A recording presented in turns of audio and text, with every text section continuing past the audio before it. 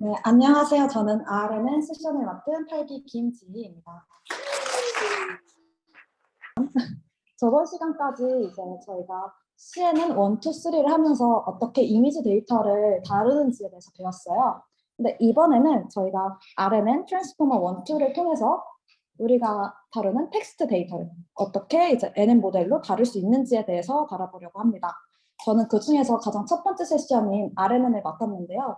그래서 순서는 먼저 우리가 다루는 랭귀지 리니얼 내추럴 랭귀지 프로세싱인 NLP가 무엇인지 해서 그래서 이제 이 NLP 그 텍스트 데이터를 어떻게 컴퓨터에게 이제 의미를 전달할 수 있는가. 그 다음에 그러면 이런 랭귀지를 이제 컴퓨터에서 우리가 다양한 문제를 해결하기 위해 NN 모델을 적용할 텐데 그때 사용할 NN 모델인 RNN과 그 다음에 RNN의 문제를 해결한 LSTM과 GRU 이 순서대로 저희가 배워보려고 합니다. 네. 그래서 그럼 저희가 이제 새로운 내용에 들어갔으니까 먼저 NLP가 무엇인지부터 배워야겠죠. 그래서 NLP란 자연어 처리라고 해서 컴퓨터가 인간의 언어를 이해하고 그 다음에 생성하고 조작할 수 있도록 해주는 인공지능의 한 분야라고 생각하시면 됩니다. 이게 왜 중요한가 하면 우리는 언어를 통해서 이제 다른 뭐 포유류보다 더 많은 발전을 일어났다고 저희 국어 시간에 많이 배우잖아요. 그리고 우리가 글쓰기를 시작하면서 인간이 어떤 시공간을 초월한 다양한 정보들을 후대에도 남길 수 있어서 더 빠른 속도로 발전을 할 수 있었다. 그런데 우리가 어떤 언어를 이해하고 그걸 가지고 정보를 또 만들고 그 정보를 이해하는 과정은 생각보다 오랜 시간이 걸려요. 저희가 지금 이 NLP를 이해하는 것도 오래 걸리잖아요. 근데 하지만 컴퓨터는 이걸 빠른 속도로 이제 이해하고 또 조작을 할 수 있단 말이에요. 그러면 이런 빠른 컴퓨터를 사용해서 자연어를 처리하면 더 이제 효율적으로 우리가 앞으로 문제를 해결할 수 있으니까 그래서 NLP가 더 중요해졌다고 보면 돼요. 그래서 여기 예시를 보면 번역, 챗봇, 이제 연관 검색어 등이 있는데 이제 요즘 핫한 챗 GPT도 이런 NLP 문제를 다루는 거라 볼 수 있겠죠. 그런데 NLP는 컴퓨터에 매우 어려운 작업이라고 볼 수 있어요. 왜냐하면 언어라는 것은 저희 인간이 우리는 이렇게 말할 거라고 정한 사회적 약속에 속하잖아요. 그래서 그냥 우리가 맥락상 잘 이해만 되면 단어를 생략하기도 하고 그냥 비슷한 의미의 단어들이 많기도 하고 예를 들어서 여기 춥다의 유의어가 쌀쌀하다, 으슬으슬하다, 차갑다 등등이 있는 것처럼 저는 그냥 어떤 맥락 그리고 어떤 우리가 이때까지 배운 정보를 통해서 그냥 그 단어의 의미가 이거라고 유추를 할 텐데 컴퓨터는 정확하게 이게 뭐야 라는 걸 알려주고 규칙이 뭐야 라는 걸 알아야지만 이해를 할 수 있단 말이에요. 그래서 컴퓨터가 이해할 수 있도록 이제 언어를 번역하는 과정은 상당히 어렵게 여겨졌습니다. 그렇다면 이제 우리는 언어의 가장 기본을 이루는 각 단어들, 이 단어를 어떻게 컴퓨터가 이해할 수 있도록 이제 변환을 시켜줄 수 있을까요? 그래서 처음으로 나온 게 이제 그럼 우리는 어떤 의미란 단어의 의미란 이 단어를 보고 이제 떠오르는 모든 것을 다 의미라고 할 수 있지 않을까 해서 나온 표시론적 의미론으로 접근하는 거였습니다. 예를 들어서 우리가 나무라는 단어를 보면 소나무도 생각나고 어떤 섬나무도 생각나고 뭐 향나무 생각나고 이런 것처럼 이 모든 게 다 이 나무의 의미라고 보는 것을 이제 표시론적 의미론인데요. 그러면 이걸 컴퓨터가 이 관점으로 이야기 표현하려면 워드넷이라는 유의어 사전을 이용하는 방법이었습니다. 그러니까 예를 들어서 워드넷은 이제 유의어와 상여를 가진 거대한 전자사전이라고 보면 되는데 우리가 굿이라는 단어에 이제 유의어가 커머디티가 있고 이제 판다라는 거에 이제 상여로 메머, 애니멀이 있는데 이걸 가지고 우리가 판다라는 단어를 이해하고 굿이라는 단어를 이해한다는 거예요. 근데 이렇게 하게 되면 어떤 굿이라는 단어를 보고 단어의 의미를 알기 위해서 우리는 커머디티를 보여주고 이제 판다라는 단어를 알기 위해서 이제 애니멀 이런 걸 보여주다 보면 그러면 굿이라는 단어 자체가 갖고 있는 그 고유한 의미를 놓칠 수가 있고 그 다음에 이게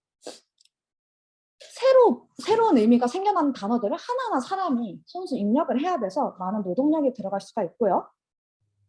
그 다음에 이제 그래서 커머디티랑 굿이 얼마나 가까운데 이게 얼마나 비슷한 단어야? 라고 했을 때 이걸 직관적으로 전달할 만한 이제 유사도를 계산할 수가 없다는 이런 문제가 있었습니다. 그러면 우리 그냥 각 단어를 그냥 개별적인 의미로 보면 안 돼? 라고 나왔던 게 원합 벡터예요. 단어의 개수가 100개가 있으면 100차원으로 이걸 표시해서 그래서 예를 들어서 모텔과 호텔이 있을 때 모텔을 이제 모텔을 그냥 7번째 디멘션의 값을 가지는 어떤 벡터로, 나머지는 다 값을 안 가지는 0으로 표시되는 그런 벡터라고, 호텔은 그 6번째 이제 디멘션에는 1을 갖고 나머지 디멘션은 0을 갖도록 해서 그냥 모든 단어가 각적인 차원의 값을 가지도록 표현한 거예요. 이렇게 되면 뭐 이제 모든 단어를 효과적으로 표현은 할 수 있지만 우리가 이 단어들 간의 어떤 유사성을 파악하기는 어렵겠죠. 각 개별적인 차원이 있기 때문에 우리가 선형대수에서 배운 것처럼 서로 이제 orthogonal하게 되어 있죠. 그래서 뭐 이 둘 간의 내적을 계산한다 하더라도 항상 내적이 0이 되는, 그러니까 유사도를 계산할 수가 없는 문제가 발생하게 됩니다. 그럼 우리 어떻게 컴퓨터한테 이 정보를 전달해줘?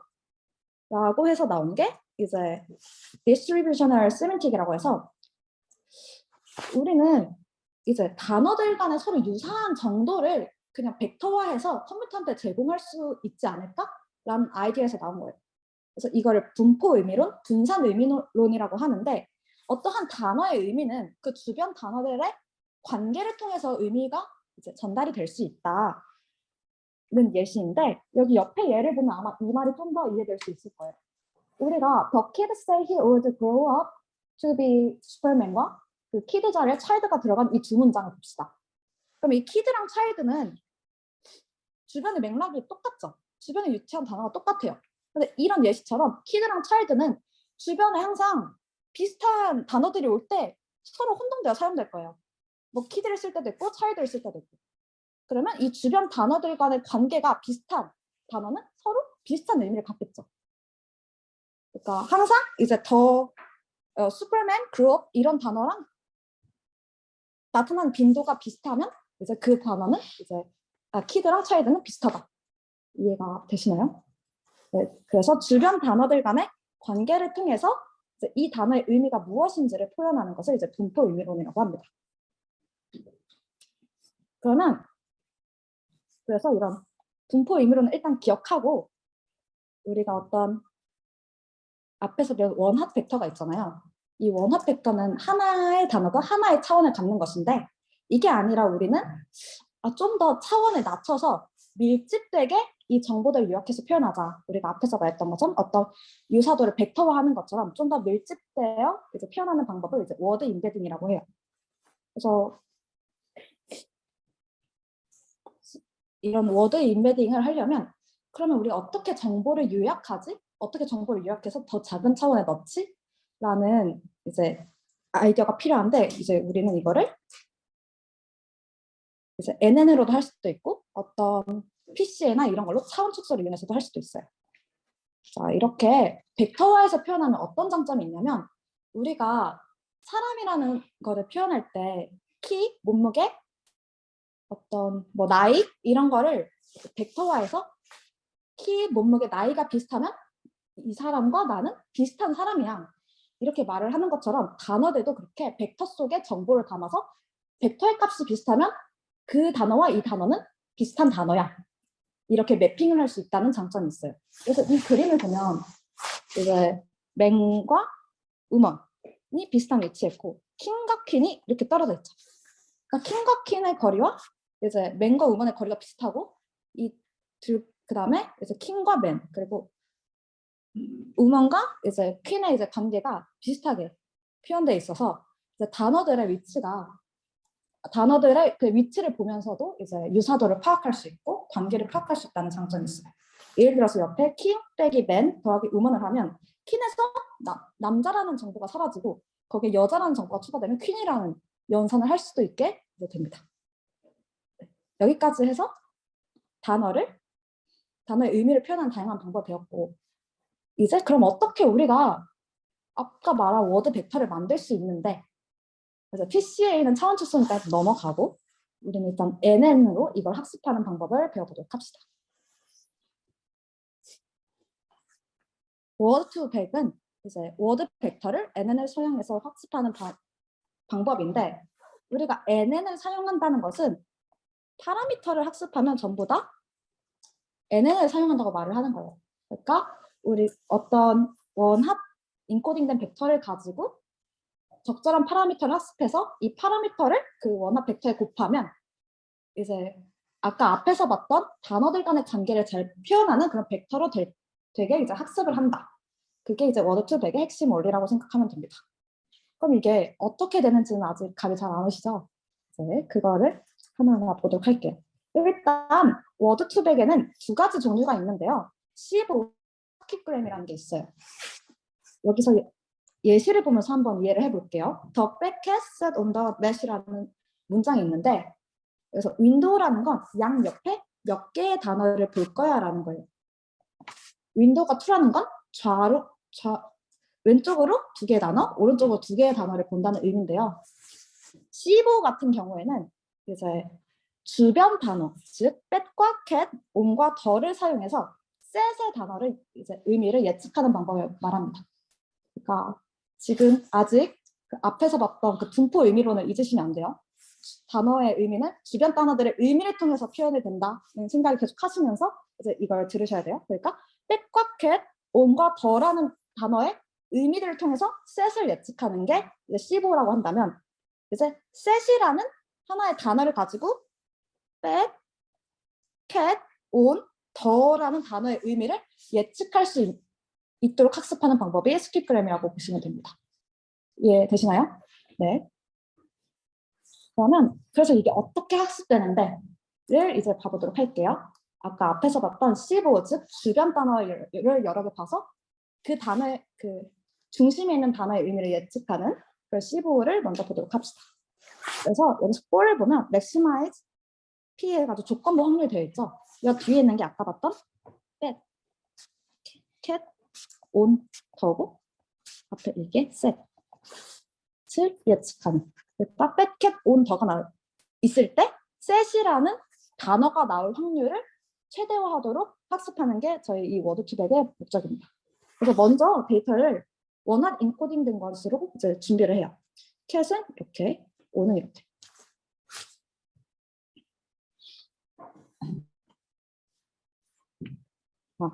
제가 설명 하나 안 했는데, 자, 그래서 우리가 핵심으로 학습할 것은 원활 인코딩된 벡터가 있고, 여기서 어떤 프로젝션 레이어를 거쳐서 이 어떤 매트릭스가 곱해져서 여기 정보가 담길 거잖아요. 그래서 여기를 인베딩 벡터가 될 거고, 그래서 이 인베딩 벡터가 어떤 논리니어 펑션을 거쳐가지고 아웃풋 벡터가 될 건데, 저희가 지금 이렇게 모델로 되어 있지만 최종적으로 학습해가지고 챙겨갈 대상은 이 부분이에요.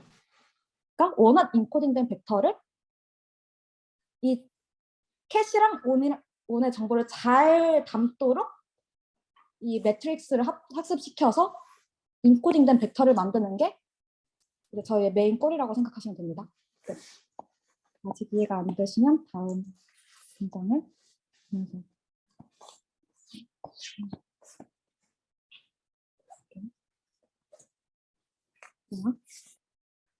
일단 아까 원합 벡터를 만들었죠. 그래서 이제 그걸 가지고 히든 레이어에 넣을 거예요. 이 원합 벡터에 어떤 랜덤으로 초기화된 파라미터 매트릭스를 곱해서 이제 캣이라는 단어의 정보를 잘 담고 있는 어떤 벡터를 만들려고 하고 있습니다.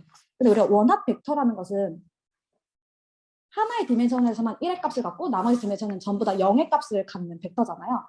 그래서 이게 매트릭스랑 만났을 때는 좀 신기한 현상이 일어나요. 나머지 값은 전부 다 0이기 때문에 이 0과 만나는 부분에 행은 아예 표현이 되지 않는, 그 정보가 아예 담지 않는 그런 연산이 적용돼서 1이 세 번째 열에 있잖아요. 세 번째 열에 있으니까 이 세 번째 값과 이 세 번째 행이 만나서 이 세 번째 행에 있는 정보가 그대로 표현이 되는 연산이 적용됩니다.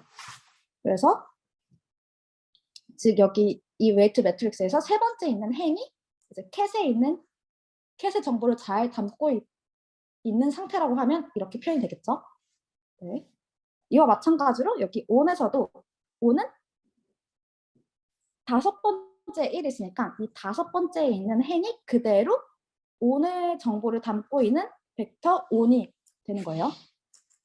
이 상태로 우리가 인풋 정보를 이제 히든 레이어로 잘 담았어요. 그럼 이제 이 히든 레이어에는 근데 아까 캣과 on에 있는 정보가 동시에 들어갔죠. 우리는 하나의 벡터를 표현해야 되는데 지금 2개의 벡터가 나온 거예요. 그러면 이 정보를 섞어야겠죠. 그래서 어떻게 하냐? 그냥 평균을 때려버립니다. 어떤 v캣의 정보와 v-on에 있는 정보를 평균을 내서 그게 우리는 v캣과 그러니까 캣이라는 단어와 on이라는 정보를 둘 다 잘 담고 있는 어떤 벡터의 정보야 라고 말을 하고 있는 거예요. 네, 그렇게 한 상태에서 저희는 이제 이 부분 아웃풋을 잘 표현하기 위해 즉 이 히든 레이어에 있는 정보로 set이라는 단어의 정보를 잘 나타내고 있는 거라고 알려주기 위해서 어떤 매트릭스를 또 곱합니다. 그래서 제가 여기다 잘못 적었는데 여기는 v겠죠. 어떤 v가 지금 히든 레이어에 벡터로 남겨 있으니까 그래서 v 곱하기 스코어 매트릭스를 곱해서 어떤 하나의 이런 벡터를 만들어낼 거예요.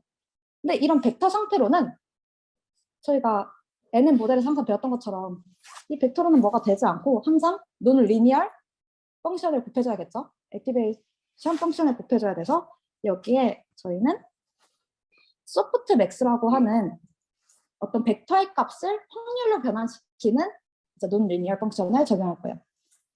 이 벡터에 있는 정보가 확률로 바뀌어서 이 확률이 가장 큰 값이 1이 되고 나머지가 전부 다 0이 되는 이렇게 되면 우리가 예측하고자 하는 셋이랑 같은 위치에 1이고 나머지 전부 다 0이네? 그럼 얘는 셋을 예측한 거야. 이제 이렇게 판단을 하는 그런 모델이 되는 거예요. 근데 사실 연산을 할 때는 이게 1로 표현되진 않고 그냥 지금 이 상태로 y 햇이라는 벡터로 나오게 됩니다. 그래서 우리가 나온 이런 y 햇 벡터를 가지고 그 SVM 시간 때 배웠던 크로스 엔트로피라는 로스 기억나시나요? 이 2개의 벡터가 얼마나 가까운지를 나타내는 로스인데 그럼 크로스 엔트로피라는 로스를 사용해서 이제 이 로스 값을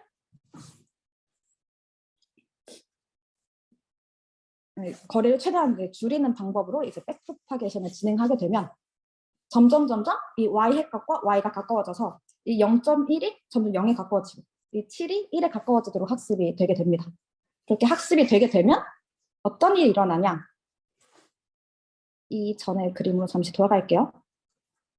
이 그림에서 우리가 이 아웃풋 매트릭스를 이제 곱해서 나온 이 y 햇이 우리가 예측하고자 하는 y랑 가까워지게 되니까 그 전에 이 히든 레이어에 있는 정보는 우리가 예측을 잘 할 수 있도록 이 캣 on의 정보가 잘 담겨져 있는 형태예요. 그렇죠?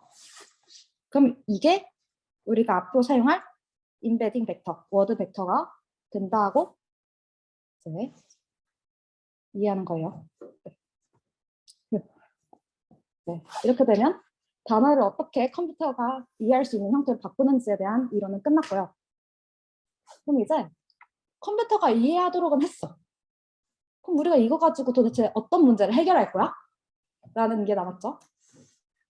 그럼 이제 가장 쉬운 문제로는 저희가 연관 검색어에서 보면 what is the를 하면 그 다음 단어가 무엇이 올 것 같은지를 예상하잖아요. 이런 모델을 저희가 이제 만들 거예요. 그래서 I, it이라는 단어가 들어갔을 때 이 뒤에 어떤 단어가 와야 될까? I, it 했는데 치어가 올 수는 없잖아요. 애플 이런 애들이 올 가능성이 더 높겠죠? 그럼 이런 걸 학습하는 방법을 이제 랭귀지 모델링이라고 합니다. 네. 그래서 현재까지 주어진 단어들의 조합 뒤에 어떤 단어가 올 것인지를 예측하는 게 랭귀지 모델링이고 여기 예시를 보면 더 스튜던트 오픈 대열이 왔을 때 북이 올 확률, 랩탑이 올 확률, 이그잼이 올 확률, 이제 마인드가 올 확률을 예측하는 그런 모델을 랭귀지 모델링이라고 해요. 저희가 지금까지 배운 그 NM 모델이 크게 두 가지 있죠. 기본적인 멀티레이어 퍼셉트론과 CNN. 근데 이제 그럼 기본적인 멀티레이어 퍼셉트론의 형태가 어땠냐면 인풋의 사이즈가 정해져 있고 아웃풋의 사이즈가 정해져 있죠. 그럼 그걸로 한번 이 랭귀지 모델링을 해결해 보자 하면 어떻게 하겠어요? 이제 맨 끝에 있는 단어를 예상해야 되니까 그 전에 있는 단어를 가지고 이 단어를 예측하도록 학습을 시켜야겠죠. 근데 우리가 NN의 성질이 고정되어 있어요. 인풋 사이즈가 고정되어 있기 때문에 이 단어들을 전부 다 볼 수는 없어요. 그래서 어떤 특정한 몇 개의 단어를 가지고 그 다음 단어를 예측하도록 그 앞에 있는 단어는 전부 다 버려버리도록 하는 방법을 이제 Fixed Window NN 모델이라고 합니다. 네. 그럼 이 방법을 통해서 학습을 하게 되면 모델을 만들게 되면 어떤 일이 일어나냐면 이 앞에 있는 단어들이 전부 다 사라지고 이 뒤에 있는 단어가 만 인풋이라고 생각되고 해서 들어가게 됩니다. 더 스튜던트 오픈 더 대열이 0, 1, 0, 0, 0, 0, 1, 0, 0, 0, 0, 1, 0, 0, 사실 이러면 안 되겠죠? 더 0이 많아야겠죠? 이런 단어도 다 포함되고 있는 사정이어야 되니까. 네. 그런 상태에서 우리가 앞에 배운 아까 그 인베딩을 사용해서 어떤 댄스 벡터로 바꿉니다. 이 더라는 뜻을 잘 담고 있게, 스튜던트라는 뜻을 잘 담고 있게 이제 인베딩 벡터 형태로 만들고 그걸 가지고 저희가 그냥 NN 모델 했던 것처럼 어떤 풀 커넥티드 그런 레이어를 거치고 거기에 이제 저희가 다중 분류를 할 때 사용했던 소프트맥스를 사용해서 각 단어가 나올 확률을 예측하게 됩니다. 그래서 뭐 북이나 확률이 가장 높네. 그러면 얘는 이 다음 단어의 올 확률은 9개야. 이렇게 내뱉는 모델을 만들 수 있겠죠. 네. 근데 이렇게 되게 되면 어떤 단점이 있냐면 이 윈도우가 고정되어 있다는 게 문제인 거예요. 윈도우가 고정되어 있기 때문에 앞에 있는 단어들은 아예 고려조차 못하겠죠. 그러면 이 윈도우를 좀 키워서 그냥 전체 문장을 다 포함할 수 있게 만들면 안 돼? 라는 의문이 생길 수 있어요. 하지만 그렇게 되면 우리가 곱해야 되는 매트릭스 자체도 엄청 커지겠죠. 앞에 있는 걸 고려하면 고려할수록 예를 들어서 저희가 뭐 그러겠죠. 그리고 지금 더 스튜던트 오픈 대열이라는 단어가 있는데 얘가 하나의 이렇게 벡터로 표현되잖아요. 근데 이 벡터로 표현되는 더가 위치한 게 첫 번째에 위치해 있으면 첫 번째에 위치해 있느냐, 더가 두 번째에 위치해 있느냐, 세 번째에 위치해 있느냐, 네 번째에 위치해 있느냐에 따라서 곱해지는 이제 웨이트 매트릭스의 위치가 다르기 때문에 이제 그냥 더 스튜던트가 여기 있든 북을 예측하는 데는 비슷하게 이제 동일한 가중치를 부여해주고 싶은데 그 단어가 어디에 위치하냐에 따라서 이제 가중치가 다르게 학습이 돼버리는 거예요. 그래서 비슷한 내용에 대해서 계속 반복적으로 학습이 진행돼야 되기 때문에 좀 비효율적이라는 문제가 있습니다. 그러면 그렇게 해서 나온 게 이제 RNN이라는 모델이에요. 네. RNN은 이제 여기서 recurrent는 반복하다, 되풀이하다라는 의미를 담고 있는데요. 이제 우리가 여기 앞에서는 그냥 어떤 고정된 단어들이 그냥 하나의 인풋처럼 얘네가 어떤 정보를 담고 있든지 그냥 인풋으로 받아들이고 했는데 이제는 시간까지 고려해서 그러니까 단어가 어떤 순서대로 오는지도 전부 고려해서 학습을 하자는 겁니다. 네, 아직까지는 이제 설명이 부족해서 뭔 소린가 싶을 수 있는데 이제 우리가 어떤 인풋을 넣었을 때 인풋을 넣어서 그 인풋의 정보가 히든 스테이트에 저장이 될 거예요. 그럼 그 히든 스테이트까지 있던 정보가 그냥 바로 아웃풋으로 나가고 끝 이게 아니라 그 히든 스테이트에 저장된 정보가 그 다음 단어가 다시 인풋으로 들어왔을 때 다시 들어가서 이제 이전 시점의 정보와 현재의 인풋을 동시에 고려하는 그런 방법입니다. 그래서 모델이 어떤 식으로 생겼냐면 이렇게 생겼어요. 근데 기존까지 봤던 모델은 이거죠. 인풋이면 인풋은 항상 어떤 히든 레이어를 거쳐서 아웃풋으로 나오는. 근데 그게 끝이 아니라 이 리커런트라는 부분이 생깁니다. 히든 스테이트로 나온 정보가 다시 입력으로 들어가는 과정이 새로 추가되죠. 근데 이렇게 보면 시간의 흐름으로 보기가 좀 어려워요. 그래서 얘를 한번 키는 1, 키는 2, 키는 3 이런 시간의 흐름으로 좀 펼쳐서 봐볼게요.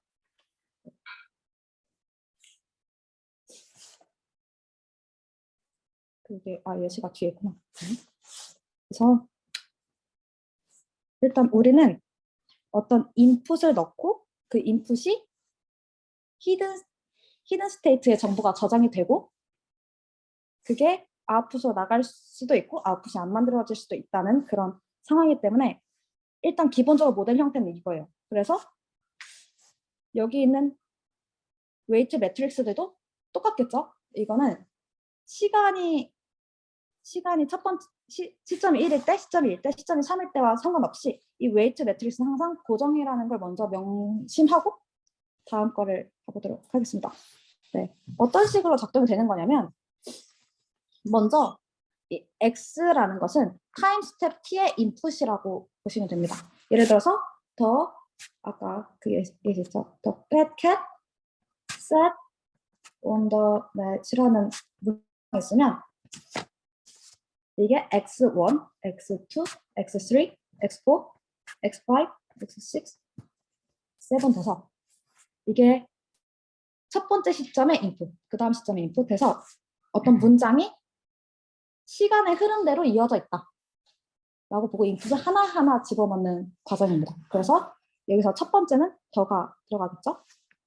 그럼 이 더가 어떤 U라는 웨이트 매트릭스에 곱해지고 어떤 H0이 같이 들어와서 이제 이 더라는 정보를 잘 담고 있는 이제 히든 스테이트가 나올 거예요.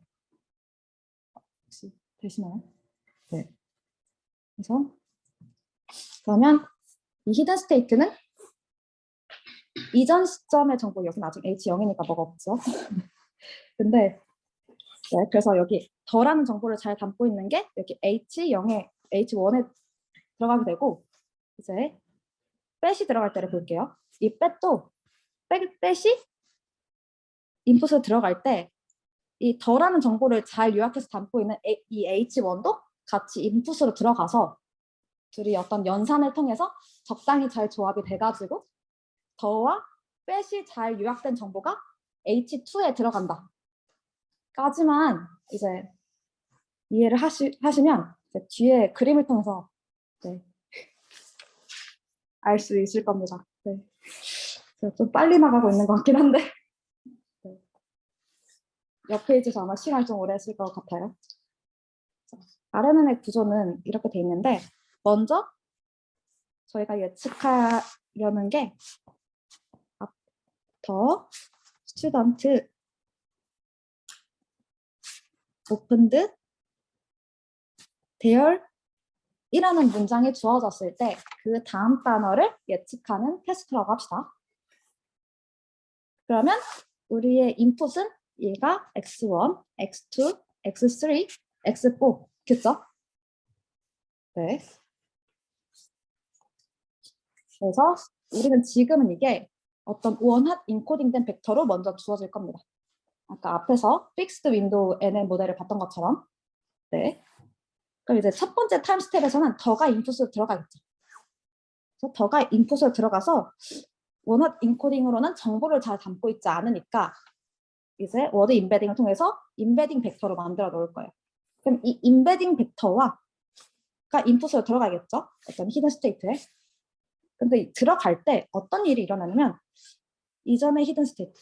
근데 더의 이전 히든 스테이트가 없잖아요. 그러니까 처음에는 그냥 다 0으로 어떤 초기화된 히든 스테이트를 그냥 있다 하고 이제 인풋으로 들어가는 거예요. 그래서 어떤 이 히든 스테이트에 있는 정보를 잘 담도록 학습될 이 WH 매트릭스가 곱해지고 이런 그 다음에 더해 있는 정보가 잘 담도록 학습된 이 W이라는 매트릭스를 각각 이제 input과 hidden state에 곱해주고 이 정보가 둘이 잘 교합이 되도록 합쳐지도록 이제 더하기 연산을 해서 이 H0과 이제 더의 정보를 잘 담고 있는 어떤 히든 벡터를 만들게 됩니다.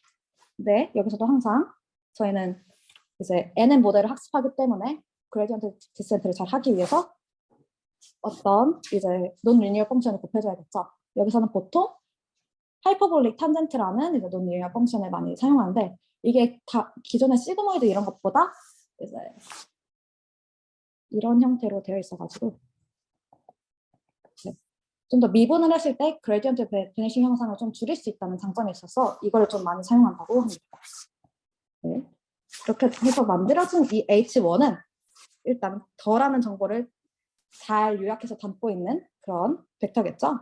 그 다음에 이제 그러면 그 다음 단계를 가볼게요. 그 다음 시점에는 스튜던트가 인풋으로 들어갈 거예요. 이 스튜던트와 더가 동시에 들어가서 이 더라는 정보를 잘 또 담도록 어떤 또 WH를 곱하고 그 다음에 스튜던트를 에도 이제 어떤 W2를 곱해서 합치면 더와 스튜던트를 잘 담고 있는 더의 정보와 스튜던트의 정보를 잘 담고 있는 H2가 되겠죠. 이 과정을 쭉쭉쭉쭉 하는 거예요. 그래서 대열까지 다 들어가면 이 히든 스테이트는 어떤 정보가 담겨 있을까요? 더? 스튜던트? 오픈? 대열의 정보가 다 들어가 있죠. 그럼 이 정보를 가지고 우리는 이 정보가 만들어졌던 피처 벡터를 가지고 이제 어떤 U라는 아웃풋을 출력하기 이제 적절한 또 이제 매트릭스를 곱해서 우리가 지금 각 단어가 이 다음에 올 확률을 예측하는 거기 때문에 확률을 예측할 때는 항상 소프트 맥스를 곱하죠. 그래서 여기에 소프트 맥스라는 이제 펑션을 취해서 부기올 확률이 가장 크네? 그러면 다음에 위치할 단어는 부기야. 이렇게 예측하는 모델이 구성되는 겁니다. 네. 혹시 여기서 RNN의 구조가 이해가 다들 되시나요? 네. 아무튼 네. 그래서 사실은 지금 어떤 과정이 있는 거냐면 그냥 이게 있는 거야. 더가 들어가서 여기에 더의 정보가 저장됐다가 여기 자리에 또 근데 아웃풋은 내놓을 게 없으니까 아웃풋은 아직 없고 그냥 스튜던트가 또 여기에 추가로 입력으로 들어가서 입력으로 들어가는데 이 더의 정보도 다시 회계사 들어오잖아요. 그래서 스튜던트와 더의 정보가 들어가서 여기 또 히든 스테이트는 더 스튜던트가 저장돼 있고 또 그 다음에 오픈드가 들어갈 때도 오픈드가 들어간데 더 스튜던트 정보가 다시 또 들어와서 더 스튜던트 오픈드 이렇게 계속 그냥 이 하나의 모델 안에서 반복해서 지금 학습이 진행되고 있는 걸 명심하시면 아마 RNN의 구조를 이해하는데 좀 도움이 되실 거라고 생각이 듭니다. 일단 여기까지 하고 쉬는 시간을 갖도록 할게요. 자, 저희 이제 시작 다시 할게요. 네. 자, 이제 들어가기 전에 다음 페이지로 넘어가기 전에 일단 RNN의 구조를 다시 학습하고 가도록 하겠습니다. 먼저 저희가 어떻게 한다 했죠? 이런 어떤 원하드 인코딩된 벡터가 먼저 인베딩 레이어를 거치고 그냥 모든 걸 그냥 이 상태로 생각하는 게 편해요. 네, 다 인베딩된 벡터가 있다 라고 생각하고 봅시다. 그럼 얘가 새로운 인풋이겠죠? 근데 이 처음 인풋이 들어갈 때는 이 인풋이 들어가서 우리는 어떤 연산을 한다 했냐면 어떤 이 인풋에 이제 인풋 정보를 잘 담도록 이제 이 웨이트 매트리스 가중치 행렬이 곱해지는 거랑 더하기 그 다음에 초기에 히든 스테이트 값에다가 또 그냥 들어갈 수 없겠죠. 이제 이게 어느 정도를 반영할지를 학습하려면 항상 웨이트 매트리스가 곱해져야 돼요.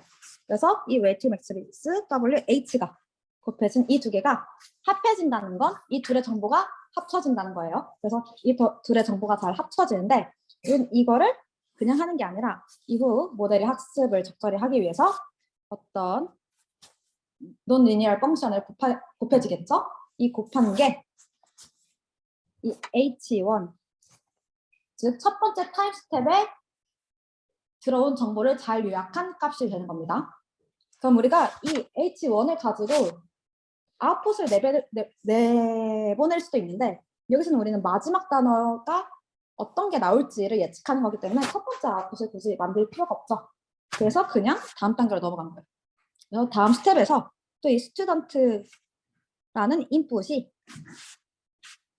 이제 들어오고 그 전까지의 또 정보를 잘 담고 있는 이 히든 스테이트가 또 더해져서 어떤 논리니얼 펑션이 곱해지면 수용되면 그때는 또 더와 스튜던트의 정보가 잘 담고 있는 히든 스테이트가 되겠죠.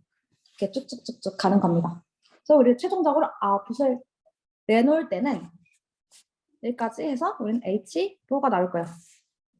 이 H4를 가지고 이제 어떤 단어가 나올 확률이 가장 높아라는 이제 문제를 해결하기 위해서는 우리가 늘 했던 NN 모델처럼 어떤 히든 스테이트의 가중치 행렬을 곱해서 거기에 소프트맥스라는 이제 논리니얼 펑션을 취하면 이런 형태가 되겠죠. 아까 질문이 하나 들어와서 잠깐 언급하자면 저희가 지금은 텍스트 데이터를 다루고 있기 때문에 그 저희가 항상 뭐 수행하고자 하는 그 텍스트 데이터가 있을 거 아니에요. 인풋으로 그 데이터 셋으로. 그러면 그 단어가 엄청 여러 개의 문장이라고 생각하면 이 문장이 우리가 학습할 데이터들이고 이 문장에 있는 각 단어들을 내가 다 이제 나눠요.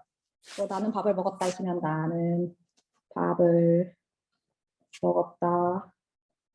그 다음에 뭐 그리고 학교에 갔다.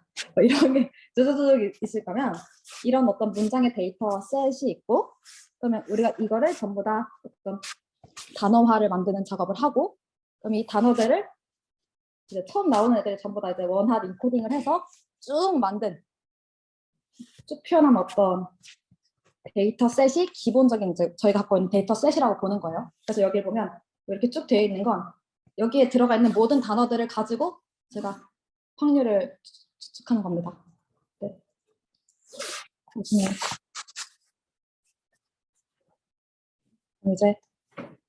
이제는 그렇게 어려운 내용이 많이 남지 않았습니다. 그럼 이 RNN으로 저희가 해결할 수 있는 태스크들은 뭐가 있나를 보면 크게 이렇게 one-to-one, one-to-many, many-to-one, many-to-many, 그래서 many-to-many가 2개 있는 이런 게 있는데 이거는 뭐에 따라 이렇게 나뉘냐면 들어오는 인풋, 순차적으로 들어오는 인풋의 길이가 어느 정도인지 이 들어오는 인풋이 하나의 시점인지 여러 개의 시점인지에 따라서 one, many가 결정되고 여기가 인풋이 순차적인가 아닌가 여기가 아웃풋이 순차적인가 아닌가를 가지고 그냥 이름을 붙였다고 보시면 됩니다. 그래서 그러면 many to one이 뭐야? 들어오는 거는 순차적인데 결과로는 그냥 하나의 아웃풋만 예측하는 거야 라는 거예요. 그래서 어떤 거냐면 우리가 리뷰 데이터가 있죠. 나는 이 영화 매우 좋았어. 이런 문장을 가지고 그럼 이 문장은 이 영화에 대해서 좋다고 평가하네? 나쁘다고 평가하네? 이렇게 인풋은 어떤 여러 가지 시점에 하나의 문장으로 들어오는데 아웃풋은 그냥 최종적으로 그냥 맞아, 아니야. 아니면 그래서 뭐야? 이렇게 맨 마지막의 시점에서 이 문장의 모든 정보를 가지고 그냥 최후로 어떤 하나의 결과만을 이제 파악하는 문제를 저희가 made to one이라고 해요. 그래서 이 overall이라는 정보가 여기 담기고 그다음 i라는 정보가 합쳐서 또 담기고 쭉쭉쭉 해서 여기까지 오면 overall I enjoyed the movie a lot이 이 hidden state에 다 담겨있죠. 앞에서 배운 걸로. 그럼 이 정보를 가지고 우리가 이 정보를 통해서 얘는 포지티브라고 예측할 거야? 아니야. 라고 이제 아웃풋 적절히 이제 취해서 뭐가 있을까요? 클래시파이니까 뭐 시그모이드 쓰겠죠? 뭐 이 아웃풋에다가 여기 U라는 매트릭스를 곱해서 또 아웃풋에 시그모이드를 하면 얘가 맞아. 얘는 긍정의 의미를 했어. 1. 부정의 의미를 했어. 이렇게 클래시파이하는 클래시피케이션 하는 문제로 바꿀 수 있으면 이 센티멘트 클래시피케이션 문제인 거고, 뭐 여기 아까처럼 이것도 이전까지 어떤 순차적인 결과물을 원하는 게 아니죠. 또 어떤 문장을 끝까지 봤을 때 그 최종적인 정보를 가지고 그래서 다음 단어에 올 게 뭐야? 라고 예측하는 문제니까 many to one이겠죠. 네. 그럼 이제 그 다음에 one to many를 보면 이런 걸 볼 수 있어요. 어떤 여기 입력이 잘못됐죠? 하나의 시점 x로 여러 순차적인 시점 순차적인 y를 예측한다. 그래서 여기 보면 인풋이 뭐예요? 주단태가 전하는 사진이죠. 그러면 네. 이 주단태가 전하는 사진을 가지고 저희가 CNN을 하면 CNN을 쭉쭉쭉쭉 하다가 최종적으로 FC 레이어에 가면 이 사진에 있는 정보를 잘 담고 있는 어떤 하나의 벡터로 표현된다고 전에 배웠잖아요. 그럼 그 벡터를 인풋으로 삼는 거예요. 그 벡터는 이 사진 정보를 잘 담고 있잖아요. 그럼 그 벡터를 인풋으로 삼아서 이제 학습을 시키는 겁니다. 자, 여기 뭐 그래서 이제 사진의 정보가 들어갔을 때 처음으로 남자가라는 결과를 내뱉고, 그 다음에 아직 그 사진의 정보가 그대로 다음에 넘어가고 이 히든 스테이트의 정보로, 그 다음에 이 아웃풋이 다시 인풋으로 작동해서 이 남자가 새로운 인풋, 그 다음에 히든 스테이트 정보가 또 적절히 잘 조합이 돼서 전환이라는 새로운 아웃풋을 내뱉고, 그 또 아웃풋이 새로운 또 인풋으로 작동해서 이제 전화를과 그 다음에 사진 플러스 남자가의 정보가 담긴 히든 스테이트가 조합이 돼서 이제 한다라는 단어를 예측하는 문제를 이제 원투맨이라고 하는 겁니다. 그래서 여기서는 인풋은 사실상 이거 하나였죠. 나머지는 그냥 아웃풋을 재사용하는 거에 불과하잖아요. 그래서 이것은 인풋이라고 보면 안 돼서 원투맨이 문제라고 볼 수 있는 겁니다. 네. 그 다음에는 매니 투 매니가 있는데 여기서는 여러 시점의 인풋으로 여러 시점의 y를 예측하는 거예요. 그래서 여기서는 인풋이 들어갈 때 항상 아웃풋이 나오는 경우죠. 그래서 어떤 예시가 있냐면 우리가 나는 밥을 먹었다에 나는과 밥을과 먹었다의 품사를 각각 예측하는 문제를 이제 매니 투 매니의 테스트라고 볼 수 있습니다. 여기서 보면 더는 뭐 꾸며주는 말이야. start는 뭐 이거야. 제가 이게 다 JJ가 뭔지 NN이 뭔지는 몰라서 아무튼 이렇게 각 단어가 해당하는 어떤 품사를 내뱉도록, 그러니까 여기서 더의 정보만 들어갔으니까 이걸 내뱉고, 그 다음에 더의 정보가 스타트리 이제 들어왔을 때 그래서 스타트는 이거야. 이제 문맥상 봤을 때 뭐 더와 스타트리가 캣이 들어왔을 때 뭐 문맥상 캣의 정보는 이거야. 왜냐면 단어가 아무리 같은 단어라도 그래서 굿이 어떤 단어의 수식어로 올지 아니면 뭐 어떤 명사 형태로 올지가 문맥상 바뀌기 때문에 이렇게 이전 정보를 학습하는 방법으로 저희가 품사 태깅을 진행하는 거라고 생각하면 돼요. 네, 그래서 이런 문제도 해결할 수 있고, 근데 매니 투 매니가 이것만 있는 게 아니에요. 얘는 그냥 인풋으로 들어오자마자 바로 아웃풋을 내뱉죠. 근데 이게 아니라 어떤 인풋 문장을 하나 쭉 다 받아가지고 인풋 정보를 최종적으로 저장한 그 상태를 가지고 이제 아웃풋의 문장을 내뱉는 경우, 즉 어떤 게 있냐면 이제 영어 문장이 주어졌을 때 우리가 이 문장을 가지고 한글 문장으로 번역하는 태스크가 있을 때 저희가 그냥 첫 번째 단어, 그래서 아까 제가 계속 배가 고파서 그런가 봐요. 나는 밥을 먹었다만 계속 쓰고 있는데 그래서 나는 밥을 먹었다라는 문장이 있을 때 나는만 받고 나서 이게 I야 밥을 했는데 밥을? 그러면 라이스? 이렇게 할 수 없잖아요. 우리는 이제 영어로 번역하려면 I eat rice. 아무튼 네, 그렇게 해야 되는데 네, 그렇게 해야 되는데 그냥 이게 하나하나 해가지고 개별적으로 이렇게 바로바로 아웃풋을 내뱉으면 그런 문제를 해결할 수가 없어서 어떻게 하냐면 먼저 인풋을 쭉 학습하는 거예요. 예를 들어 그 매니트 원처럼. 매니트 원은 이제 아웃풋을 내뱉지 않고 그냥 인풋과 히든 스테이트를 쭉쭉쭉 하면서 최종적으로 왔을 때 이 I love you라는 문장을 전부 다 담는 어떤 요약된 히든 스테이트를 갖잖아요. 그렇게 갖도록 한 다음에 이 요약된 정보를 가지고 이제 one to many를 다시 작업을 수행하는 거예요. 그래서 이 정보를 가지고 나는 너를 사랑해라는 값을 내뱉도록. 그래서 사실상 이거는 many to many지만 many to one과 one to many의 그 모델이 합쳐진 그런 형태를 말하는 거예요. 네, 이렇게 해서 총 4가지의 RNN으로 해결할 수 있는 문제가 있습니다. 그 다음으로 볼 거는 저희가 아까까지는 RNN의 구속까지 살폈고 어떤 문제를 해결할 수도 있는지 봤으니까 우리가 NN 모델 하면 항상 나오는 그래서 얘를 어떻게 학습시켜 나가는가 뭐 그레디언트 구하고 그런 과정을 이제 봐야겠죠? 네. 자, 지금 이 그림에 있는 그 RNN 모델은 many to many죠. 인풋도 시간에 따라서 여러 개, 아웃풋도 시간에 따라서 각각 나오는. 그럼 이 태스크를 봤을 때 우리가 그냥 그 기본 NN 모델 했을 때랑 항상 똑같아요. 그냥 어떤 예측하는 값이 나오면 그 예측하는 값과 우리가 실제 true 값을 비교해서 그거 가지고 로스를 구한다. 그래서 뭐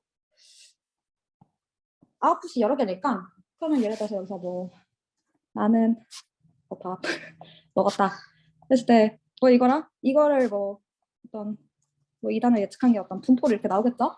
이 단어가 나올 확률이 몇이야 해가지고 나왔을 거면 그리고 여기서는 또 나는이 뭐 0000, 1, 000, 001, 0000 이렇게 나왔을 거 아니에요. 이들 간의 또 차이를 계산해서 그냥 매 시점에서 나온 결과를 전부 다 합해서 평균 내는 그런 방법으로 로스를 구합니다. 그 우리가 이전에 NNN 모델을 할 때는 어떤 인풋에 들어가서 아웃풋 하나여서 그냥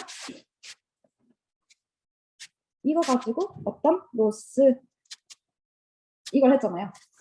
이게 로스였는데 이제 얘는 타임 스텝마다 아웃풋이 있으니까 그냥 이렇게 타임 스텝마다 있는 경우는 그냥 매 타임 스텝마다 나온 그 y 핵과 y를 전부 다 로스를 구하고 그 로스를 전부 합해버리자. 뭐 그럼 전체 로스가 되겠지. 근데 이거 그냥 합하면 또 문장 길이 따라 달라질 수 있잖아. 아 그럼 그냥 평균 내버려. 그래서 그냥 이게 로스식이 되는 거예요. 뭐 이 각각의 로스가 어떤 식으로 사용할지는 뭐 분류 문제라면 아마 크로스 엔트로피를 사용할 거고 지금 다루지 않았지만 뭐 시계열처럼 어떤 특정한 값이 있는 거라면 그 MSE를 사용해서 하겠죠. 네. 그런 식으로 이렇게 전체 로스를 구합니다. 로스를 구하면 그 다음에 항상 오는 거는 그레디언트 구하기죠. 저는 이제 그레디언트를 구해야 되는데 사실 RNN의 문제는 여기 그레디언트를 구하는 과정에서 나와요. 잠시만요.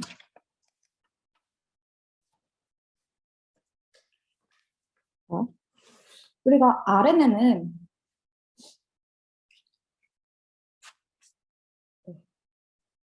이거 10시가 적당하지 않을 수도 있는데 네. 우리가 항상 NN 모델을 보면 그런 로스를 가지고 이 로스 그 모델의 구조에 따라서 뭐 여기서 해시 나왔고 인풋이 있으면 이제 로스가 나오면 이 로스가 우리가 포워드 이제 연산했던 거와 그 반대로 백 프로파게이션이 진행되면서 그레디언트를 구하잖아요. 그럼 여기서 똑같아요. 우리가 이 타임 스텝마다 했던 연산들을 거꾸로 전부 돌아가면서 그레디언트를 구해야 되는 거예요. 근데 이전에는 그냥 어차피 그냥 하나의 시점이니까 이렇게 해가지고 연산 2번만 하면 그레디언트를 해서 뭐 이런 걸 구하거나 뭐 이런 걸 구할 수 있었는데 이제는 이제 로스를 구하려고 보니까 이 로스가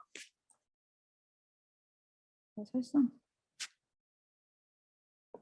나는 이 로스를 구하고 싶은데 이 로스가 그냥 나오는 게 아니라 이 로스를 하려면 먼저 로스를 히든 스테이트 4로 이제 미분을 해야 되고 그다음에 그 히든 스테이트 4를 또 히든 스테이트 3로 미분하고 히든 스테이트 3를 히든 스테이트 2로 미분하고 이렇게 시간에 따른 그 연산을 했던 걸 전부 다 차근차근 하나 다 돌아가면서 그레디언트를 구해야 되는 거예요.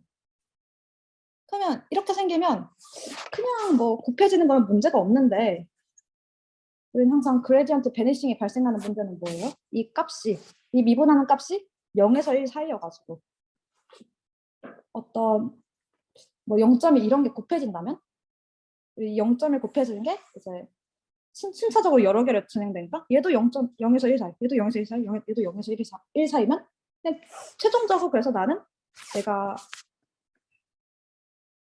이거를 구했을 때 얘 그 로스가 얘 그 기울기가 거의 0에 가까워지는 현상이 발생하겠죠. 즉 우리가 업데이트를 하려 했는데 H1까지 오면 그냥 업데이트를 할 수 있는 내용 자체가 없어지는 그런 상황이 발생하는 겁니다. 그래서 베니싱 그레디언트 현상이 많이 발생하는 편이라고 볼 수 있어요. 이런 일이 있고, 그 다음에 베니싱 그레디언트가 단순히 그 현재 그 예전의 정보가 그 최종 로스까지의 거리가 멀어서 이제 발생하는 문제도 있지만 우리가 각각 히든 스테이트에 행해지는 그런 논 리니어 펑션의 문제도 있습니다. 우리가 항상 히든 스테이트를 구할 때는 H2를 구할 때는 여기에 하이퍼볼릭 탄젠트를 취하고 하이퍼볼릭 탄젠트를 하고 그다음 어떤 이전 시점의 정보와 새로운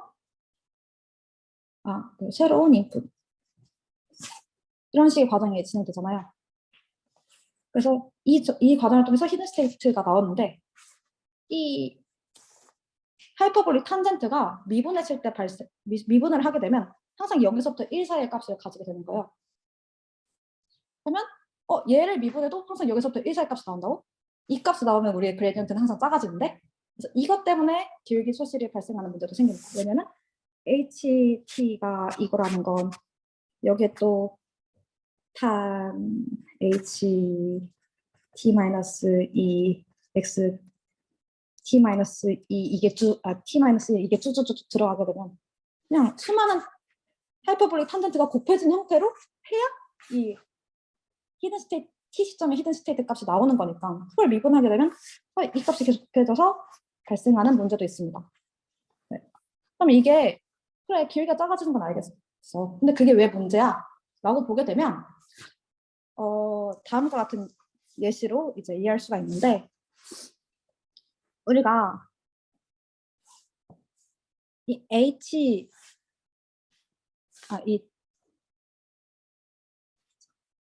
잠깐만요. 네. 저희가 이제 어떤 두 번째 타임 스텝에서 구할 로스는 히든 스테이트 2를 거치면 히든 스테이트 1, 맨 앞까지 와요. 그레디언트를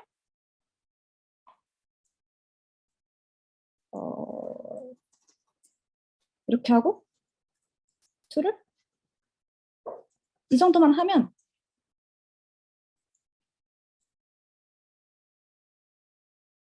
그 히든 스테이트 1까지 왔을 때 이제 그레디언트를 구할 수 있어서 히든 스테이트 1의 그레디언트를 구할 수 있어서 이제 업데이트를 할 때 보다 손실이 적겠죠. 우리가 이 값을 가지고 그래서 H1에 있는 어떤 매트릭스를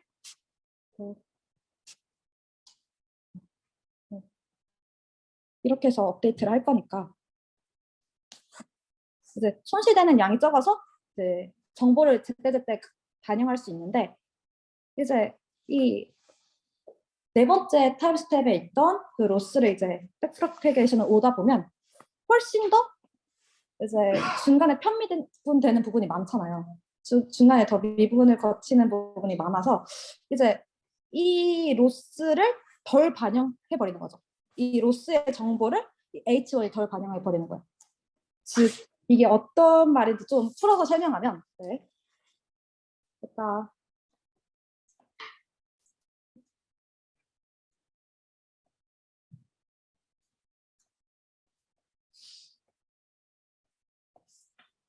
우리가 최종적으로 태스크가 나는 밥을 먹었다를 가지고 이게 뭐 일상 대화야 아니면 이게 공적인 대화야 뭐 이런 걸 예측하는 문제라고 합시다. 네. 그런 거 할 때 이제 여기는 나는 밥을 먹었다를 가지고 이제 그걸 로스를 구해서 그래서 나는에 곱해져 있던 그런 매트릭스가 이 최종적인 이 문장을 반영하려면 어떤 식으로 이제 변환이 일어나야 돼 라는 그걸 가지고 돌아가는 이제 그레디언트인 거고, 여기서는 나는 밥을 가지고 그래서 나는은 이제 이런 식으로 파라미터가 되어 있어야 돼 라는 정보인 거예요. 그래서 그렇게 업데이트를 해야 되는데, 이 나는 밥을 됐을 때 이제 나는 정보를 어떻게 반영해야 되는 거는 잘 이제 얘가 학습이 돼서 이제 웨이트가 되는데, 그래서 나는 밥을 어제 먹었다 해서 이 어제 먹었다와 관련된 정보는 얘가 여기까지 갔을 때 이제 정보가 잘 담도록 학습이 되어 있지 않는 거예요. 그레디언트가 길기 때문에. 즉 최근에 있는 정보들은 잘 반영하도록 학습이 되는데, 이제 멀리에 있던 정보들은 덜 반영해서 학습이 되기 때문에 이게 문장이 길어졌을 때 문제가 발생해요. 어떤 문제가 발생하냐면, 예를 들어서 이걸 봅시다. 톰 워츠, 이 긴 문장에서 톰이 맨 앞에 나왔어요. 근데 이 문장을 한번 한 10초간 읽어보시면 여기에 올 단어가 뭔지 한번 맞춰볼까요? Tom was watching TV in his room. Barry came into the room. Barry said hi to 누구한테 이제 인사를 해야 돼요? 톰한테 인사해야 되죠. 근데 우리는 이게 그냥 읽으면 여기 오는 게 톰이야 라고 알 수 있는데, 사실상 톰은 문장의 맨 앞에 있었죠. 네. 그러면 얘가 이거를 여기 톰이 올 거라는 걸 학습하려면 이 톰의 정보를 끝까지 갖고 있어야 되는 거예요. 이 히든 스테이트의 정보를.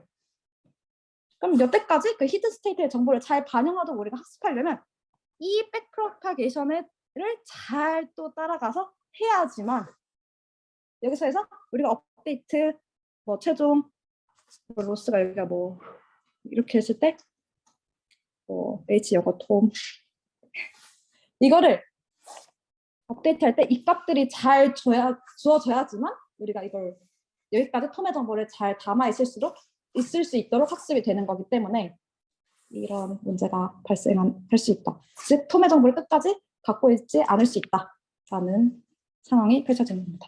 네. 그러면 이제 RNN은 그러면 오랫동안 긴 문장, 긴 시퀀스에 대해서는 정보를 잘 반영하지 않을 수 있구나. 그럼 이걸 어떻게 해결해야 될까? 그럼 우리가 계속 논리니어 펑션을 계속 히든 스테이트, 즉 요약된 정보에다 계속 곱해줘가지고 그 정보가 계속 손실되고 있는 게 아닌가? 그런 아이디어에서 나온 게 이제 long short term memory, 즉 장기, 단기 기억 장치라고 생각하시면 됩니다. 이게 어떤 거냐면, 우리가 기존에 RNN 함수는 이거겠죠. 이게 어떤 RNN RNN 모델을 이제 셀 형태로 표현한 건데, 어떤 인풋이랑 히든 스테이트가 동시에 이 하이퍼볼릭 탄젠트를 들어가서 이게 히든 스테이트가 아웃풋으로 나오기도 하고, 아니면 그리고 다음 스텝으로도 이어진다. 그래서 이런 그림으로 표현할 수 있는데, 네.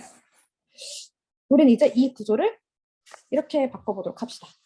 이 히든 스테이트의 정보 외에 위에 셀 스테이트라고 우리가 오랫동안 기억하는 새로운 정보의 흐름을 만들어서 그때그때 이 장기 기억 속에서 필요한 정보를 끄집어내고 내보내 보자라는 아이디어에서 새로운 이제 흐름을 만들어내는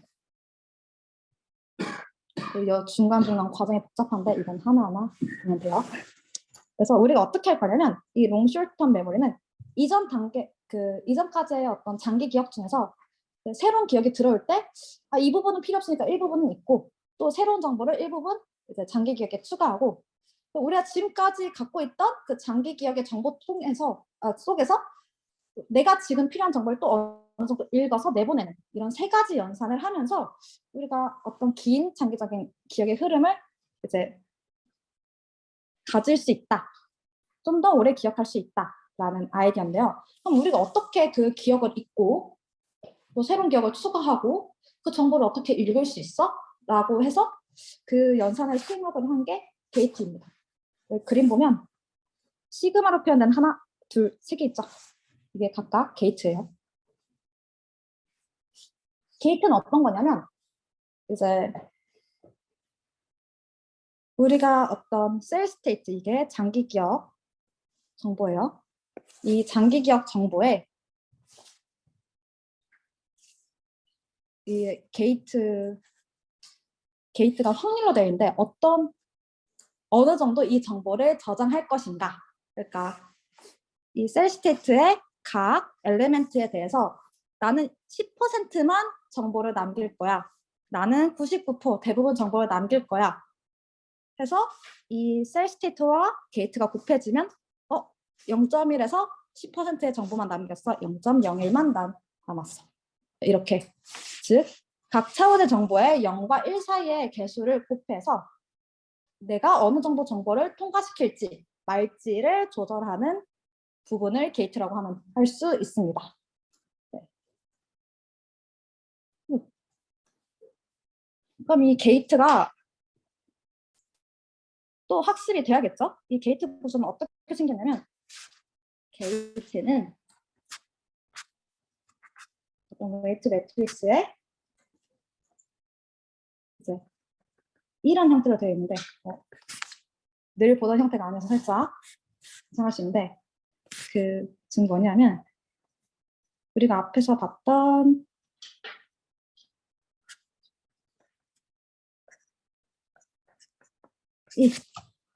이 연산을 통해서 게이트가 정해지는 거예요. 또 히든 스테이트의 정보와 현재 인풋의 정보를 가지고 시그모이드 함수를 취해서 이제 0과 1 사이의 값을 갖도록.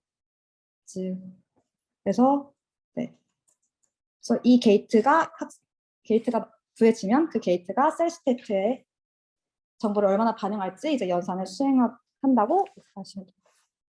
그러면 LSTM의 구조를 봐볼게요. LSTM은 총 forget, input, output 게이트로 구성되어 있는데 먼저 forget 게이트는 과거의 정보를 얼마나 남길지를 결정하는 이제 게이트예요. 그러니까 게이트가 정보를 얼마나 남길지 그 다음에 뭐 잊을지에 대한 비율을 알려준다는데 이 forget 게이트는 과거의 기억을 얼마나 남길지의 비율을 조정하는 것이고 input 게이트는 새로운 기억을 얼만큼 추가할지 몇 %로 추가할지의 그 비율을 조절하는 게이트고 아웃풋 게이트 같은 경우에는 우리가 오랫동안 갖고 있는 장기 기억에서 이제 얼만큼을 읽어낼지. 그래서 내가 갖고 있는 장기 기억 중에서 지금 이제 이 RNN 정보를 내가 지금 RNN 공부를 하기 위해서 그 정보를 끄집어낼 때 몇 %의 이제 셀 스테이트 몇 % 곱해서 그 정보를 끄집어낼지를 이제 하는 연산이라고 생각합니다. 그래서 여기는 인풋 게이트, 여기는 forget 게이트, 여기는 아웃풋 게이트. 이제 게이트별로 한번 제가 공부를 해보도록 합시다. 먼저 LSTM의 가장 기본적인 구조는 가장 필수적인 구조는 이제 셀 스테이트라고 할 수 있는데 이 셀 스테이트는 전체적으로 이제 중요한 정보가 흘러가는 부분이라고 이제 적어놨어요. 즉 여기가 장기 기억이 되는 겁니다. 이 장기 기억은 예전에 히든 스테이트랑 좀 달리 보면 곱하기 연산과 더하기 연산만 수행되겠죠. 즉 한 번 이 장기 기억에 들어오게 되면 더 이상 이제 논리니언 펑션이 수행되지 않습니다. 그러면 그레디언트 베니시 문제는 확실히 해결할 수 있겠네요. 그래서 이 장기 기억은 뭔가 큰 변화 없이 계속 대부분의 메인스트림은 이제 다음 스텝으로 이제 넘어가게 되고요. 그 다음에 이 장기 기억에서 이제 정보가 더 추가돼서 이제 새로운 장기 기억이 만들어지거나 일부분이 사라지거나 아니면 이제 지금 내가 뭔가 사용하기 위해서 읽혀지면서 이제 계속 흘러간다고 보시면 됩니다. 그럼 이제 첫 번째 게이트인 forget 게이트를 봐보도록 합시다. 이 forget 게이트는 셀 스테이트에서 지금 시점에 왔을 때 불필요한 정보를 지우는 역할을 하게 됩니다. 그래서 어떤 이전까지의 요약된 정보와 이제 새로 들어온 정보를 가지고 어떤 웨이트를 곱하고 웨이트 매트를 곱하고 거기에 시그모이드를 취해서 즉 이때까지의 정보와 그 다음에 새로운 인풋을 가지고 이제 0에서 1 사이 값으로 이제 내부터서 이제 얼만큼 정보를 남길 것인가를 학습하는 거죠. 네. 그래서 만약 1, 1, 1, 1, 1이 되면 1, 1, 1이 되면 이제 모든 정보는 전부 다 보존해라. 아까 엘리멘트 와이즈 연산이라고 했으니까 기존의 셀 스테이트의 정보가 0.1, 0.3, 0.9, 1.2 이러면 그냥 이 정보 그대로 통과할 수 있게끔 즉 모든 정보가 다 그냥 다음 스텝까지 이어질 수 있게끔 이제 되는 거고, 이게 전부 다 0이면 나 이 정보 전부 다 필요 없어. 나 새로운 정보 기억할 거야. 그래서 이전까지 있던 그 장기 기억을 전부 다 삭제하는 그런 연산을 수행하게 되는 거라고 보시면 됩니다. 그 다음에 input gate는 이제 새로운 정보를 얼마나 추가할지에 대한 비율을 조절할 수 있습니다. 여기는 똑같죠? 생긴 건 똑같아요. 어차피 게이트는 확률을 정하는 거기 때문에 여전히 이제 이전까지 요약 정보인 히든 스테이트와 그 다음에 새로운 인풋을 가지고 그래서 새로운 정보를 얼마나 추가할래 조정하는 건데, 만약 모든 이제 또 여기가 전부 다 1, 1, 1 벡터가 이런 식으로 되어 있으면 셀 스테이트가 이거랑 연산이 되게 되면 얘는 셀 스테이트 네. 이거면 새로운 정보 모든 거 다 중요해. 근데 0000은 새로운 정보 다 필요 없어. 이 정보 이제 지금 장기 기억에 반영하지 않을 거야 라고 해서 우리가 네, 그렇게 되는 거야. 그 다음에 여기서는 좀 추가 연산이 하나 들어가는데요. 바로 이 위에 틸다가 표현되는 이 셀 스테이트입니다. 이거는 그냥 셀 스테이트가 아니고 얘는 그냥 뭐라 해야지? 후보? 셀 스테이트 후보라고 볼 수 있는 거죠. 즉 지금 우리가 기존의 정보와 이제 새로운 정보를 해서 어떤 새로운 정보에 대한 새로운 정보를 담고 있는 어떤 벡터라고 보시면 됩니다. 즉 이제 장기 기억에 들어갈 정보를 이제 하나의 이제 후보로 담고 있는 거죠. 네, 그래서 이런 새로운 장기 기억 후보와 기존의 장기 기억은 이 톨겟 게이트의 연산만큼 잊어버리고, 이 새로운 장기 기억 후보는 이제 인풋 게이트의 연산만큼 이제 추가해서 그걸 더하면 이제 새로운 장기 기억이 되는 거예요. 네. 우리가 항상 그 기억하는 그 흐름과 비슷하죠? 나 오늘 3차시 들었으니까 2차시까지 해서 쓸데없던 그 내용은 어느 정도 있고 지금 3차시 이 내용 배운 거 중요하니까 그건 이 부분 추가해서 내가 기억해야겠다. 그래서 나는 지금 1, 2, 3차시 내용 이 정도 이제 기억하면 뭐 잘 기억했네. 뭐 이렇게 하는 그 흐름과 똑같은 거예요. 그래서 이 아웃풋 게이트는 어떤 걸 하는 거냐면 우리가 수행에 이제 그래 우리가 기억은 장기 기억 이렇게 잘 정했어. 그럼 우리 이거 가지고 아웃풋을 내뱉을 때 즉 각 출력 값을 내보낼 때 셀 스테이트에서 몇 퍼센트를 이제 출력에 반영할지를 이제 조정하는 게이트라고 보시면 됩니다. 그래서 이 OT가 또 111이면 셀 스테이트에 있는 모든 정보 나 아웃풋으로 내뱉을 거야. 이 정보 전부 다 지금 시점에 중요해 라고 하는 거겠죠. 그 다음에 이제 000이면 그냥 아무런 정보도 필요 없어. 그냥 뭐 내뱉어도 뭐 정보 없는 어떤 값이 내뱉어야지 뭐 이런 거겠죠. 네. 그래서 그게 OT인 거고, 그래서 지금 있는 셀 스테이트에다가 이 탄 H 하이퍼볼릭 탄젠트를 논 리니어 펑션을 취해서 거기에 이제 이 아웃풋 게이트의 값을 곱하면 그게 히든 스테이트가 되는 겁니다. 이 히든 스테이트는 그냥 출력 값을 내뱉기 전 상태 우리가 다음에 이제 넘길 그 정보라고 생각하시면 돼요. 그래서 이제 우리는 셀 스테이트에다가 하이퍼볼릭 탄젠트를 취해서 이제 마이너스 1에서 1 사이의 값을 가지고 여기에 아웃풋 게이트가 곱해져서 아웃풋으로 나가기도 하고 이제 다음 스테이트로 넘어가기도 합니다. 그래서 LSTM의 구조는 이거예요. 어느 정도를 읽고 새로운 정보를 어느 정도 받아들이고 이거 가지고 구성된 이제 새로운 장기 기억을 내가 지금 아웃풋에 내뱉을 때 어느 정도를 읽어낼지, 그래서 다음으로 어느 걸 보낼지 뭐 이런 정보를 하고 있는 거예요. 그래서 헷갈리시면 안 되는 게 셀 스테이트와 히든 스테이트. 셀 스테이트는 장기 기억인 거고 여기서 히든 스테이트는 우리가 내뱉을 값을 했잖아요. 그래서 내가 어떤 값을 내보냈어.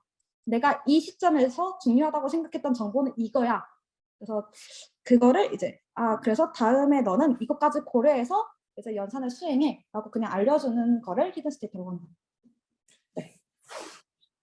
그래서 이 LSTM이 그레디언트 베니싱을 해결하기 위해 사용한 방법은 당연히 이 메인 셀 셀 스테이트에 논리니어 펑션이 많이 적기 때문에 이제 우리가 뭐 그레디언트를 이제 구할 때 그레디언트가 베니싱 되는 현상을 줄일 수 있고, 그리고 뭐 셀 스테이트 통해서 이제 주요 흐름으로 가기 때문에 이 자잘한 연산들은 이 셀 스테이트에선 수용되지 않잖아요.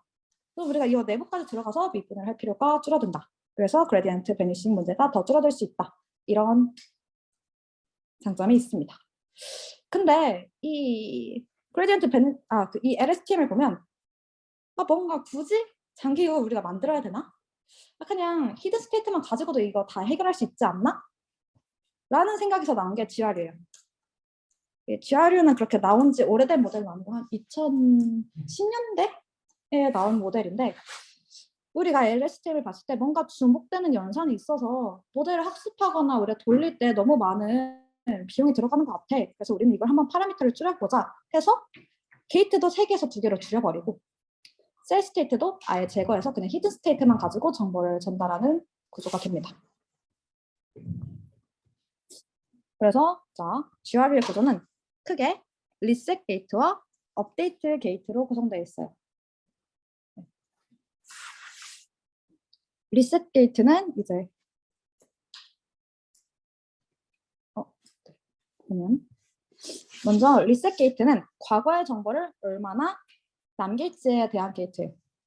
여기 보면 제가 잘못 적은 것 같죠? 아프시면 안 되잖아요. 모르겠시겠죠? 여기가 아프시겠죠 뭐. 네. 오차가 많네요. 네.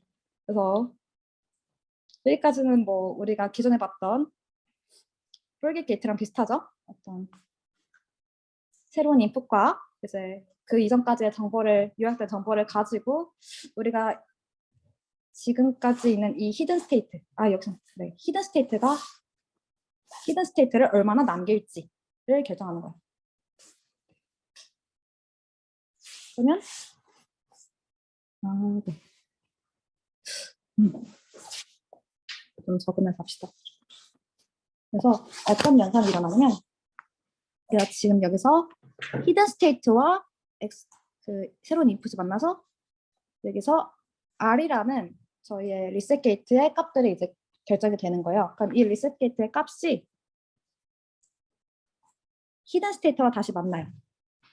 이전에 히든 스테이트를 만나서 H T-1이 업데이트가 진행이 되겠죠. 어떻게? 이제 R이 돼서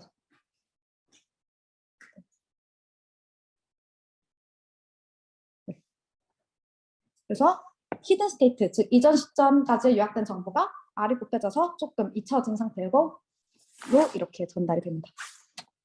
여기는 우리가 셀 스테이트를 통해서 원래 연산했는데 이제 그냥 히든 스테이트 자체가 바뀌어버리는 거예요. 네. 그 다음에 이제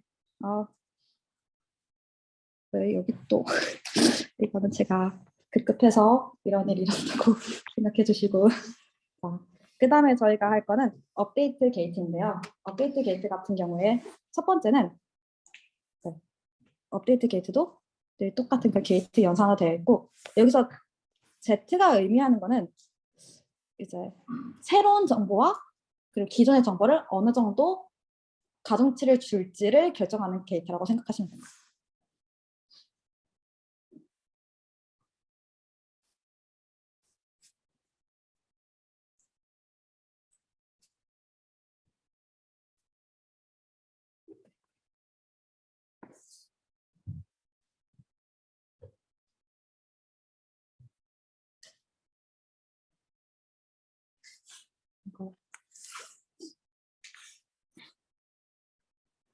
그래서 어떤 식으로 그게 연산이 되는지는 여기를 보시면 될 텐데 먼저 이제 제가 여기에 다 적어놨네요. 아까 말했다시피 이제 기존의 히든 스테이트에 리셋 게이트에 연산을 해서 이게 이제 어느 정도 잊혀진 기존의 정보가 되는 거고 이게 새로운 정보를 더한 형태로 우리가 어떤 의미의 또 얘도 후보? 후보 이제 히든 스테이트라고 정해진 거예요. 네. 네, 히든 스테이트가 정해지고 이 히든 스테이트를 가지고 이제